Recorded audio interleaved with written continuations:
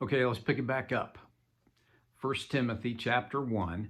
We looked last time at verse 5. The goal of this command, what command? We'll go back and read verses 3 and 4, where he talks about how he had urged Timothy to take on this, I think, a difficult ministry in Ephesus, where he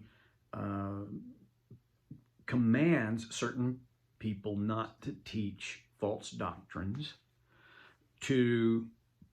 These people also apparently have devoted themselves to myths and endless genealogies. And the result of that was controversial speculations instead of the main thing.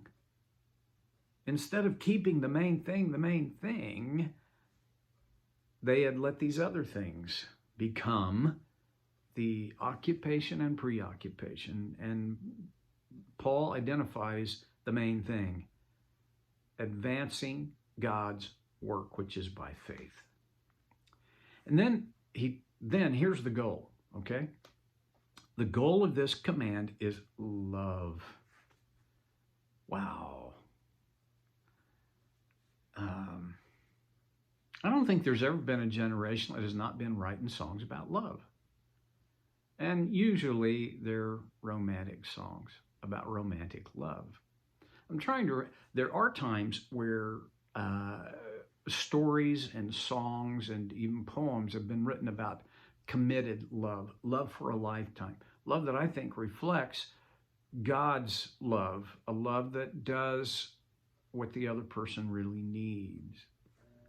But not very many, which is a kind of a, I think that's a shame. But anyway, okay, so love. First of all, and we talked about this last time, love, and it comes from a pure heart. And then the second thing, I went a long time on the pure heart thing, beginning with desire, then it moves on to effort, the right effort, often, consistently. Okay. I read a very interesting book called Talent is Overrated. And the author did a longitudinal study, long-term study of people who were successful in their fields, everything from business to athletics. And one of the focuses that he used was athletes. And he said, none of the athletes that were in this undeniable upper echelon, GOATs, right? Greatest of all time.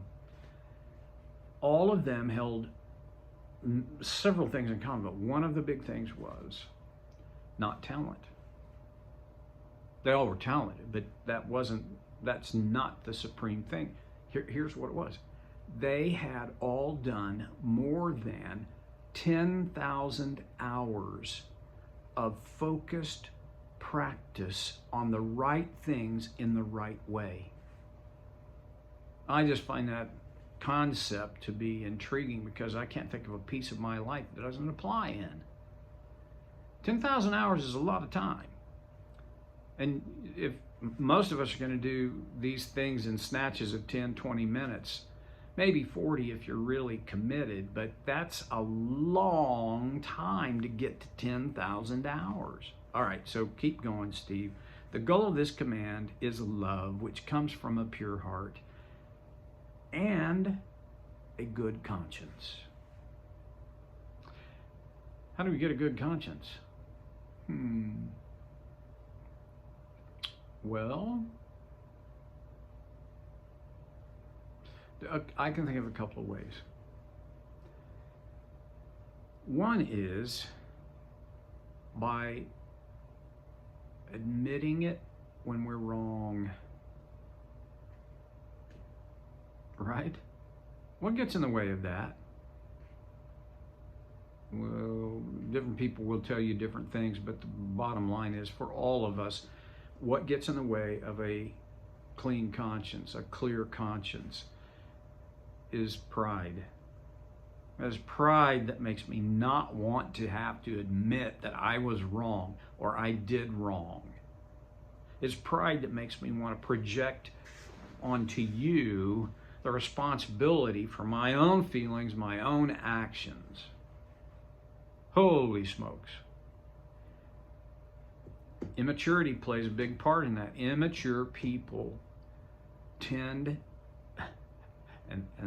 this seems like an oxymoron, or this seems like it's in contradiction with itself, but immature people tend to be working from pride. The other way to say it is prideful people tend to be immature emotionally and spiritually. Okay, so first way that I gain a clear conscience is by admitting, owning my mistakes. You know, in the 12 steps, all 12 of those steps, if you leave any one of those 12 steps out, I think you leave yourself vulnerable. They don't work very well until all 12 steps are involved and you make your way through 12 steps. Okay, I could go on and on about that, but I just want to focus in on this one. One of the steps is we made amends to those that we have hurt, and lest to do so would harm them or others. How do we make amends? Well, it begins with a sincere apology. Our culture has interesting views on apologies. Okay, I'm going to go back to, this is in the 70s. You have to be old to remember this, but there was an old, well, first it was a book and then it was a movie, and the title was Love Story. And the song, the theme of that movie became a #1 hit and sustained for a long time. And the song basically, it was a phrase from the movie, a phrase from the book. The song said, you remember this, old people? Love means you never have to say you're sorry. Oh my gosh. I mean, you're kidding. No. We have a generation of people that were fed that lie, and it connected so deeply with their emotions that they kind of figured it out to be true. If you really loved me, I wouldn't have to say I'm sorry. They don't so much like the other side of that, which means if I loved you, you wouldn't have to say you're sorry. Nobody wants to go both ways on that, right? Nobody wants that gate swing in both directions. Love does not mean never having to say you're sorry. Love means I will often say I'm sorry, as often as I need to. And an apology can be done in an appropriate, effective, sincere way, or not. I often hear this. If I hurt you when I did blah, blah, blah, blah, blah, or said blah, blah, blah, blah, blah. The if in that apology makes it not an apology. It makes it an accusation. So the accusation at the, beneath the surface on that is, you're weak. This shouldn't have bothered you, but if it did, I'll be the bigger one. And that's not an apology. That's an accusation. That's an indictment. Okay? Here's another one. Well, I apologize that I blank, blank, blank, blank. But when you did, that's not an apology. That's an explanation. And what it does is, instead of owning my behavior, it projects the cause and blame somewhere else. Well, apology is an art, but it can be done in so many manipulative ways that it becomes a very broken and, in fact, evil art. I know a number of marriage relationships that have been pushed onto the rocks because neither of the spouses could, first of all, release their pride well enough or long enough to own their own mistakes, bad judgments, words in error. Okay, that's number one. And then number two, when they apologize, they never really apologized. They just projected the blame, either onto their spouse or onto some external thing, but they didn't own it. You cannot apologize if you don't own what you did or said. Own it. Eliminate ifs and buts from your apologies. You'll never have a clear conscience until you can apologize. Now, in our walk with God, what gives us a clear conscience? How do we gain a clear conscience? Well, I love 1 John 1:9 because I think it is I don't know that I could say it's the ultimate, but boy, it is. It's right up there with the ultimate idea on getting a clear conscience, where John writes, if we confess our sins, is faithful and just to forgive us our sins and purify us from all unrighteousness. Right? If we confess our sins. Now, we can do with God the same thing that we do with other people. When I make a confession but include if and but, it's not a confession anymore. It's a projection. It's an explanation. It's an excuse. Confessing means I agree with God on the nature of my sin. David said, create in me a clean heart, O God, and renew a right spirit within me. That's Psalm 51. I think that's what a clear conscience will look like. How do I know my conscience is clear? When nothing bugs me? Well, if you don't feel guilt, that could be an indicator that your conscience is clear.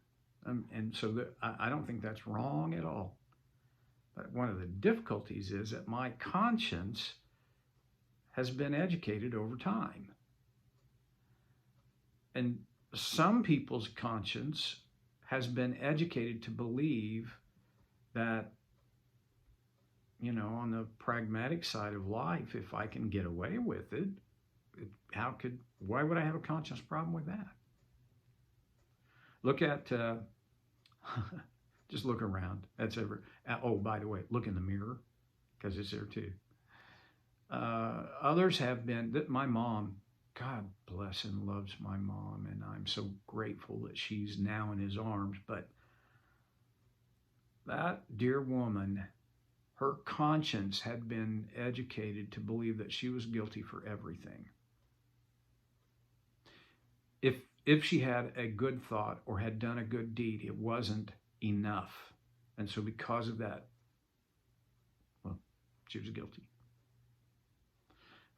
I don't know that ever in her life, in my experience, did she ever feel truly free in her heart because of her conscience being clear. There are other people who believe that the only way to gain a clear conscience is to work. Make up for it. Earn God's approval, and then you'll eventually somehow get a clean conscience. Doesn't work that way. That's not how we get a clean conscience. So what do you do? Okay, I think you need to pray David's prayer. Create in me a clean heart, O God, and renew a right spirit within me. Guide me, God, to clear my conscience, to make the appropriate apologies and confessions. Because, again, as with, your pure heart, Nobody wants that for you more than God does. So partner with him on it. See you next time on Soul Care with Stevie Boy.